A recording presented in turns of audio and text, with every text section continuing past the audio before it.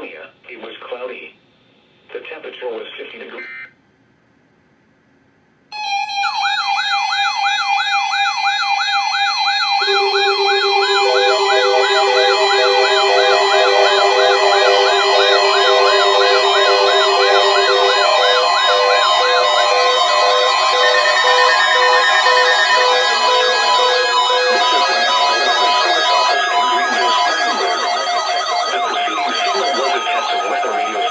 WXL70's public warning system.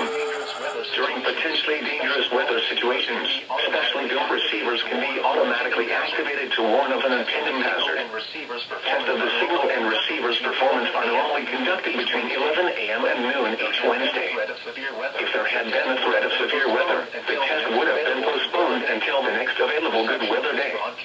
Reception of this broadcast and the warning alarm will vary at any given location. Its variability, normally more noticeable at greater distances from the transmitter, can occur even though you are using a good quality receiver in good working order. The warning alarm will be activated for hazardous watches and warnings. For station WXL70, broadcasting near Charlotte on a frequency of 162.475 MHz, the warning alarm will be activated for the following counties in North Carolina: Alexander, Anthem, Cabarrus, Catawba, Cleveland, Gaston, Argyle, Lincoln, Mecklenburg, Montgomery, Richmond, Rowan, Staley, and Union. In South Carolina, Cherokee, and York. This concludes the No Weather Radio All Hazards Torn Alert Test. The Charlotte, North Carolina climate summary for yesterday, January 17th, 2023. Yesterday's high temperature of 33 degrees occurred at 10:40 p.m. The normal high is 53.